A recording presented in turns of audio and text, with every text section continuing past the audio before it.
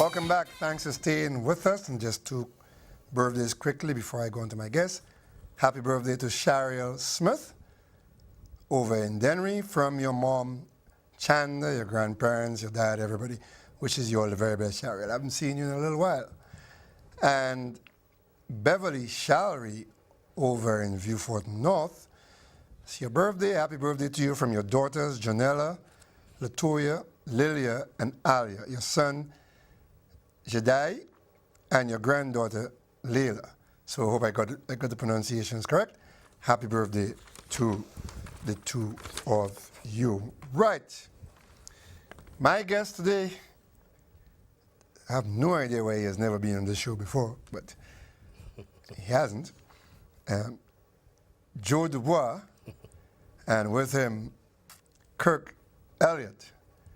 Gentlemen, good morning. Good morning, Claudius. Good morning, Claudius. Now, Joe, before you do anything else, you better wish both of you happy birthday. Yeah, I'm ready for it, Claudius. Of course, coming out of the Straight Up Studios, I'd like to wish our general manager, Berthia Paul, that's the general manager of the Bay Gardens Resorts, a very happy and blessed birthday. And that's coming from her staff, the directors and managers of the Bay Gardens Resorts. And also, I've been prodded by Claudius to send greetings to her as well. So may I make it on behalf of Straight Up? May I say happy birthday, Berthia, again. I do hope you have a grand day today. So, Berthia, you can text me to tell me if he still has a job, right? Right. So, gentlemen, tell us about this initiative in the hospitality industry. Well, Claudius, HIAC came about, and HIAC is the Hospitality Industry Advisory Committee. It came into existence as a result of the harmony or a harmony between all of the St. Lucia Technical, Vocational, and Educational Training Council and Dr. Hassan Bata Ndahi, who is the Senior Specialist and Skills and Employability Personnel in the International Labour Organization, especially that of the Caribbean. From that harmony, we see ourselves, we see HIAC as the organ of proffering information, relevant information to Tivat in order to assist them in building or modifying the syllabi to meet the expectations of the labor market. Okay, but is it that the hospitality industry wasn't overly enamored by what was coming in, the quality of the standard of what was coming into the industry? Is it what was it that brought about this push towards that organization? Well, really, the hospitality industry has always been clamoring about the sort of persons that come in as per recruitment, and also the expertise that they come in with. Or lack of it thereof. Or the lack of it thereof. And it always seems that there were some things amiss in terms of the whole preparatory movement of getting those persons to be the perfect fit for the industry. And as such, the industry has always been saying, well, we need to get involved as well so that we can assist the educators in creating that right fit for us.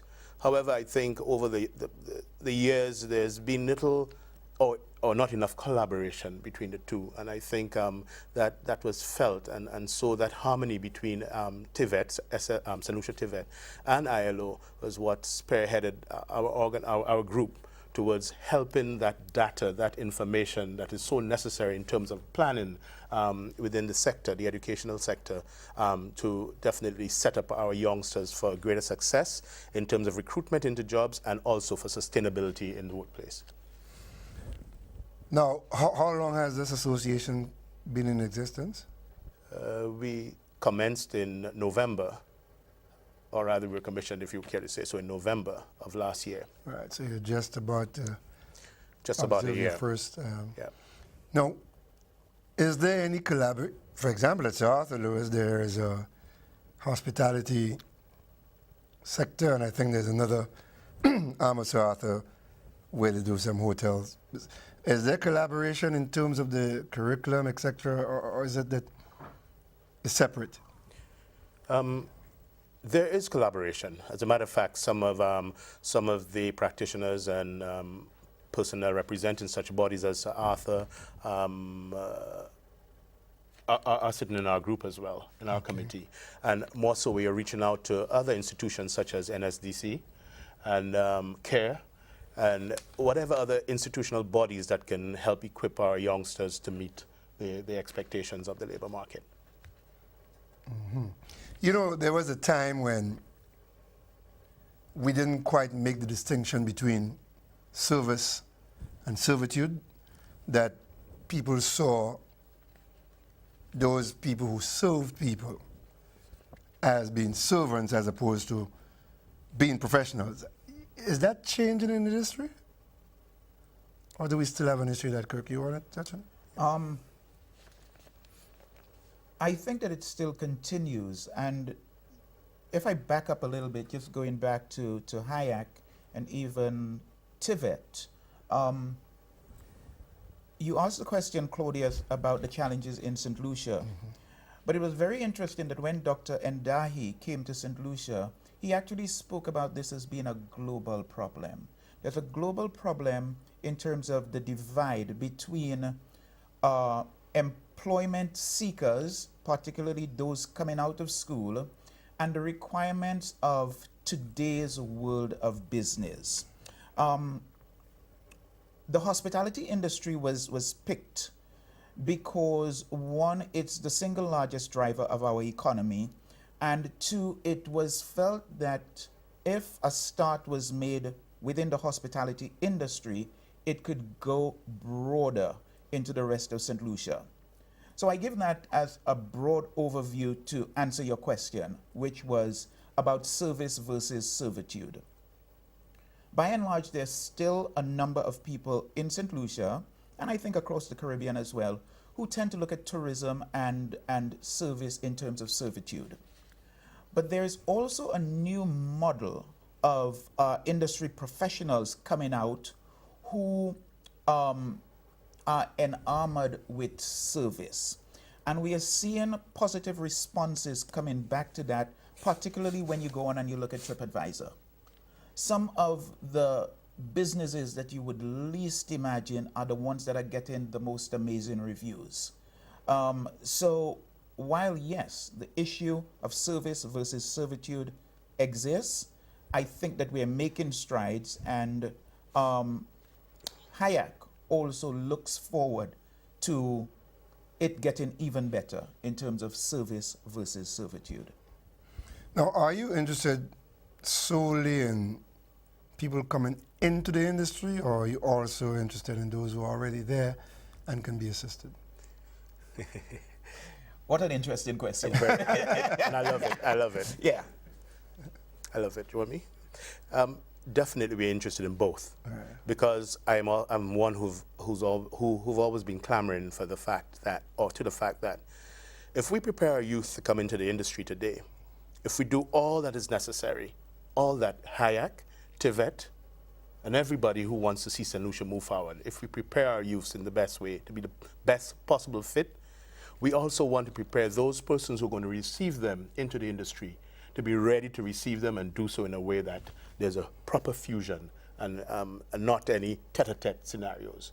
Because of what transpires now, because of what is now, we do have those tete-a-tete situations and scenarios. And I think it's now time for us to embrace our youth into any sphere of a working environment and give them the support and the encouragement that they need so that they can grow into that environment and be sustainable within it.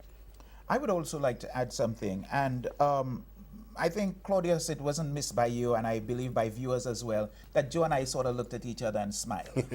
And reason being, again, I'm going to pull back a little bit. When Hayek was put together, which I'm going to remind folks is the Hospitality Industry Advisory Committee. When Hayek was put together, and Joe was put forward to be the chairman, the lead person in the organization, and I should point out as well, it's a voluntary organization. It was felt right across the board, what a sterling example of a person to put to lead this organization in part because of Joe's background in human resources.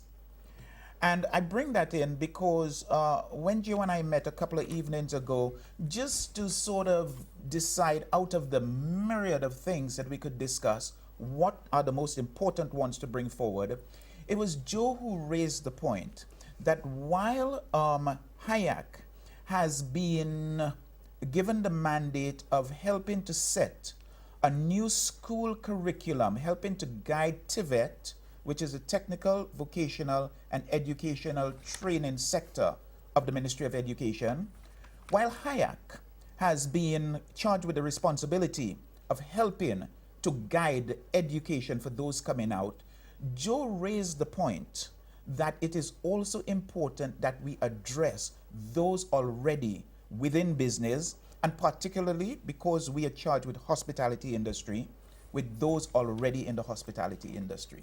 And I think that's why we smiled, because it is so important that we have a gelling of the two. But let me ask you just a by the way question. What's the turnover rate within the industry? Is it very high or is it average? It's practically average, but it should be lower. I'll tell you this, and this is another reason why HIAC is becoming more and more passionate about our groundwork. That is the reason we speak about data. We need more data so we can know for sure really what pertains. We cannot always keep guessing. I'm sure that No pun intended about guess, right? No. I cannot but say that I'm sure that there are organizations that are doing their work right and are coming out with the right, stats for that. But I think that generally we are not retentive enough.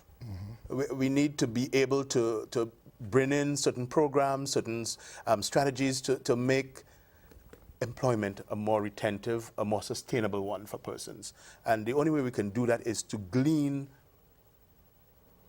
relevant data that will help us know what we're looking at, that will help us know whether we are meeting the expectations or the youth are meeting our expectations. And that'll also help us to be able to assist those organizations like Tivat and the likes to ensure that they can impart the best education, the most fruitful education for our youth. No, Kirk said it's a voluntary organization. Is there a secretariat? Because you spoke of statistics, is there a secretariat? If not, how are you going to go about getting those details? We do have a committee, and of that committee we do have an executive. The executive so far now acts as the full embodied secretariat because we glean a lot of that data and the statistics from one of our members who is very great at the game, and that's a gentleman in the name of Bob Hathaway.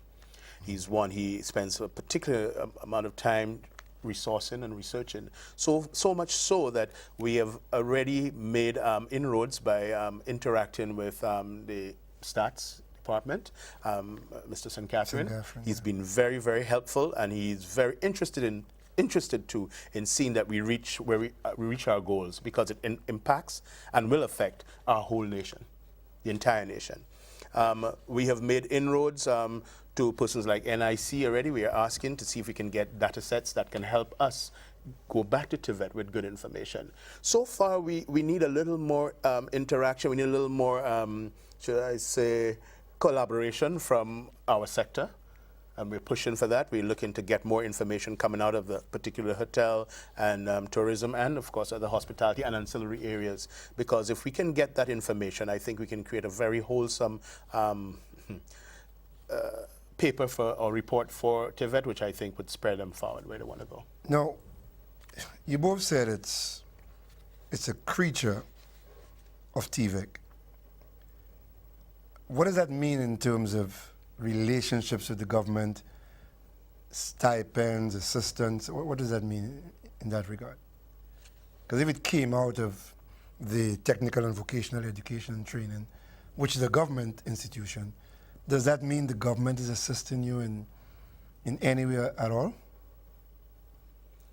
Yes, indeed, they are. As a matter of fact, we were invited. And I use the term government broadly, not any party or anything like that? We are being supported by the Ministry of Education and the educators therein, but also we've been given we feel a very good sense of support from the Minister of Education as well, because she invited the Tivat the HIAC committee to come in and meet with her to discuss the way forward. And seriously, we did have a very good meeting with her, which we're very happy with, because all in all, what we are focused on generally is an outcome for the country, outcome for education, the best outcome for education, and that is an overall thing for our country. We'll go over any political divide just to make sure that we are in unison with the country's expectations where it comes to education and the retention of jobs or the availability of jobs therein. I would like to just chip in a little bit there. And Claudius, I thought it very interesting that you asked the question in terms of the political aspect of things, and also in terms of it being non-partisan. And I think that it is so encouraging that this initiative started under the previous administration. Robert Lewis, when he met with us then as Minister of Education, was very excited about it. And he indicated that his excitement and his passion came first and foremost from his position as an educator. The government changed earlier in the year, and there was a little bit of a lull in terms of HIAC, and a lull because we were waiting to meet with the new minister. We had an opportunity to meet with her recently, as Joe just pointed out, and we were overwhelmed by the reception that she gave us, but also by the passion that she shared, that she spoke about. And for once, it appeared that there was no political divide in this country. And I think that that's very important for us to take a note of, because education is really the key for us moving forward. It's what distinguishes the first world from the third world. It is what determines how much we earn. As an uneducated nation, by and large, we can only be the producers and the sellers of raw material. But out of education comes the ability to transform raw material into value-added goods. And it is very, very encouraging to see that smooth flowing, just in terms of the thoughts of one minister from one administration moving into a new minister out of a new administration. So I just wanted to bring that point across. Now, when your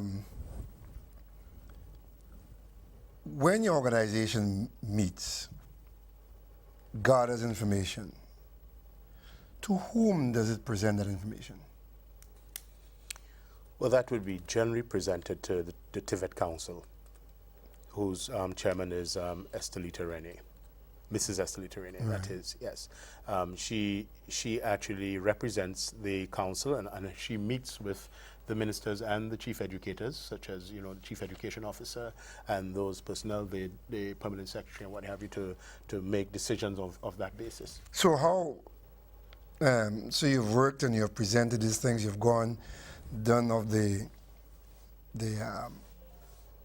actual work to see what is required, interviewed hotel managers, supervisors, looked at the curriculum, see where there's a disconnect, where things can be strengthened, and you make those recommendations. How much input do you have thereafter in ensuring that those things do in fact get implemented?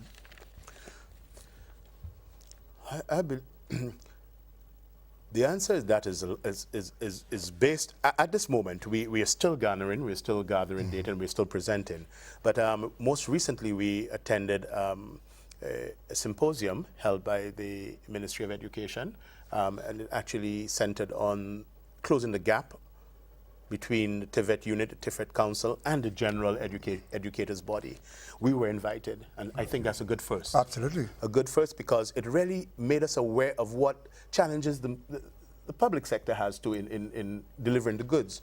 From their say-so, it seems that they're willing to have us in perfect continuum, so that whatever comes out of what we give to them, that we too have to run with some of the structures. In other words, we have to go back to our body of that we represent and inform them of the way forward, or help inform them about the way forward from an internal perspective. Also, personalities like, for instance, our personal awareness officer, who's Kirk, is hell-bent on ensuring that that does not only just touch the internals of employment, but it goes out to touch persons who are seeking to be self-employed, persons who are looking to become entrepreneurs of tomorrow. And that means that HIAC doesn't only have it has a very synchronous goal, not only that of bringing information to, but bringing information from. Personally, what we'd like to do is to get the public to be aware, to sensitize the public that Tivat and such certifications of like the NVQs, the National Vocational Qualifications, and the CVQs, the Caribbean Vocational Qualifications, is not conceptualized for dropouts. That is not a terminology within Tivat. We do not believe in this dropoutism. We believe that it is a curricula, or could be added into curricula to make persons from the academia, persons with technical and technological background, become more aware of what's needed in the workplace, the reality, and so to work up to acquiring the skills so that they can be more employable. Okay. So, in the year you've been in existence, how would you rank what you have achieved thus far? What you expected, less than what you expected, more than what you expected? Generally, we're never, our passion is so great that we're never truly contented with what we've got at the table. Well, no, not content, but I mean, you would have set goals on a regular basis every quarter. Do you think you've fallen short, exceeded, or just about? We are just about. And this step here, having this chat with you and more interaction with the Tivat Council, and so makes us believe that we're on the right road. The interaction coming from within our sector, we need to build upon it, but I'm speaking to certain levels, like for instance the CEO of the SLHTA. I'm speaking to the president of the SLHTA informally, of course, and I'm getting their feedback that they're interested in wanting to see us make that bridge, create that harmony that we want to. And that for us is encouraging, but we in no way want to sleep on rest on our laurels, because we believe there's a greater stake and a greater good out there that we have to, we have to achieve. Because the SLHTA is really the grouping for the companies. Yes. So there's really nobody looking after the quality of the staff in terms of the work they do. You might have an individual company having a little seminar here and a little seminar there, but the totality of the thing is really lacking, which is where I guess you guys come in. Now, I think, Claudius, if I Sure. can just come in there, I think that it goes a little bit beyond that. Joe, you used a word a little while ago which was totally on point. What HIAC has achieved so far is encouraging. And if we look at some of the achievements, one, it has been a start at sensitizing the public. I think that today's, what we're doing today takes it even a step further. It was great to hear that this is a TriCast. So this is reaching particularly St. Lucians, not only at home, but also abroad through a number of mediums. we've already gotten a couple of texts. We'll get back into that Wow. in a while. And a couple of things. One is that we have started to get feedback from resorts in terms of employment needs, employment shortcomings. And we understand in the past, this information has been, I think, more difficult than attempting to pull teeth. In part because properties tend to be guarded about information that's divulged, almost like if it's trade secrets. But the truth is, without this information, we can't guide Tivat as to what should be input into the school's curriculum. And it is what goes into the school's curriculum that will come out to benefit the hospitality industry, the employers within the industry. And if I take it a step beyond, bringing it back to SLHTA, while SLHTA represents businesses within the hospitality industry, and it's not within the hospitality industry only because it is the Hotel and Tourism Association, and the ancillary members far outweigh the hotels that are in there. SLHTA has been aware of the need for the improving of standards, and I think great accolades must be given to the current CEO, Narani Aziz, for his input. In fact, Narani was instrumental in the whole issue of HIAC, the formation of HIAC, how he thinks it could be best represented because of his passion for seeing tourism yield to St. Lucia the maximum that it can. And I would also like to point out that you'll hear me talking about this and being very specific. It really is because one of the things that was determined within HIAC is the need for public awareness. So rather than select a public relations officer, PRO as is common, a position was created which is a public awareness officer, represented in the person of myself. And the whole idea is to help the public to become aware so that there can be a marriage of resources. All too often in St. Lucia, we hear about problems. People speak about problems, what they think isn't working right across the board. But it's important that we look to solutions to those problems if we are to do better as a nation. Okay, now, it's funny you brought this talk up because I was about to ask, I have spoken to some hotel managers and they say to me, the almost ideal employee within the service sector is somebody who has worked and has the work ethic of a cruise ship worker. Tell us a little about that difference. Is it because of the nature of the cruise ship that you're always on board, so you're almost always at work, as opposed to the hotel where you work your 8 hours, you go home, relax? So the hotel, the cruise ship is the hotel. You're almost there well, not almost, you're there 24/7. Is the staff, that's your family. Is that sort of thing good for the hotel as well, or is it different? I would like to say I'm not sure if that's a good juxtaposition. Because if they say so, then they must be prepared to give the 6 months break as well. So I am not. No, sure. I'm not. I don't think they were saying that the work times.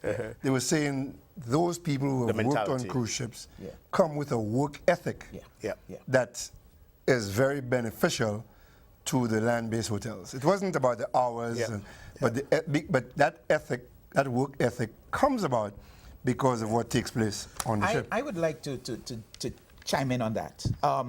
And I really do not know in what context a resort manager was making this statement, but I can only think about it from the context of me knowing someone who has worked in a resort and also who has worked on a cruise ship. And Joe, you alluded to where I think some of the differences can be. Because this person who worked in a resort first and then went to work on a cruise ship said that he couldn't see himself working back at a resort in St. Lucia. Because he said that on the cruise ship, there was opportunity based on performance. There was greater financial opportunity, and he said that that was a huge motivator. He also said that just the work environment, you worked hard. He said that he probably worked harder, but also he felt that he was treated more fairly than sometimes what he's exposed to back here. And that question you asked, Claudius, I think takes us to another place, because one of the things that HIAC must do to serve St. Lucia best is not only to determine what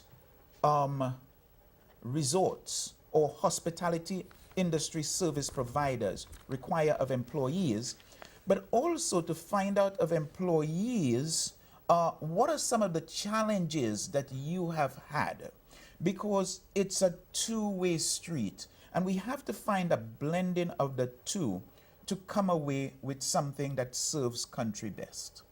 Okay, and to add more to it, I've always been told by the recruiters for cruise ships that they normally have to ensure that their interns, their students, come through an internship at hotels to do a practical, process before the cruise ship can take them on.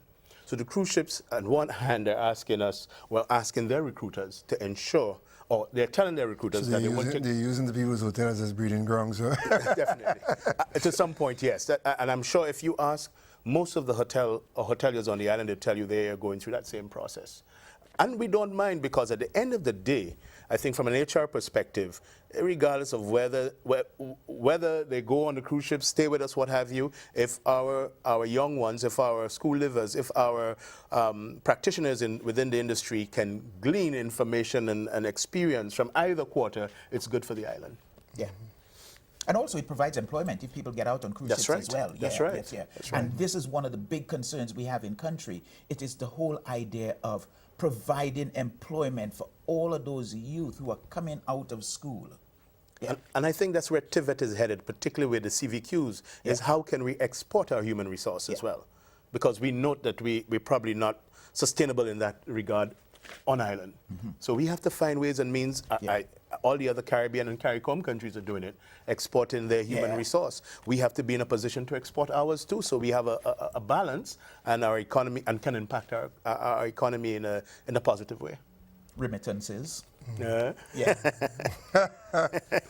I was just reading this very wonderful story of this guests who were snorkeling off Sandals Regency Latok. Yeah. And while diving, they found this wedding ring, and based on the inscription on the inside, it was traced to a jeweler in New Hampshire in England. Who recalled who he sold it to? So, was it somebody? And I think it was in New Zealand. In New Zealand, Yeah, some part of the world. right, yeah. And the person was reunited with his ring within a very, very short time. Yes. So that's a lovely story, isn't It it? is. Yeah. It is. I think as well, Claudius, you know that point, gosh, I'm getting goosebumps you talking about it. Because it is so important as well that today we look at the power of the internet and the internet to connect us in what has now become a really tiny global village. And even in talking about HIAC, and empowering the youth to be more productive within the hospitality sector, it's going to be important for us to also look at ways that the youth can be productive along the lines of things like applications, their ability to interact with visitors with the new technology, the Vine, which is a 6-second video, the Instagram, and all of these new age tools. I look today at, if I look on TripAdvisor, the number one thing to do in St. Lucia on TripAdvisor is a tour by a local guy. Average local guy out there, guy called Kosol, who, Kosol, if you're listening in right now, top of the morning to you, who has gotten out there and decided that he is going to give a visitor an authentic St. Lucian experience. And a lot of it happens because of the power of the internet. So, like I said, you're bringing up the issue of the ring, just alluded to that. And also, I want to titillate the minds of the listeners, the thoughts of the listeners, in terms of how can I, in my little way, contribute towards St. Lucia doing better? Whether it's through encouraging my child at home to be more productive in school, whether it is by encouraging my child when he or she is going out for an interview to be well dressed, to be well groomed, to be courteous. Good morning, sir. Good morning, ma'am. To be on time. These are some of the issues that are coming back, for instance, from employers, where they are saying there are challenges. So when we start to look at the root causes of the problem, we see that it goes much deeper than what's at the surface, and it really is a societal issue which we must address collectively if we're to have the most significant impact. Interesting. Okay, well, we're going to take a commercial break now. When we come back, we'll open the lines, and there are some people who might be interested in the hospitality industries, those who are already there who wish to call and either comment or ask a question, they're more than free to do so. So we take a break. When we come back, remember the number to call is 452-2693, or you can text the platform at 487, or me at 484-3113, or email me at cfrancis@candw.lc. Take our final break. Back in a moment.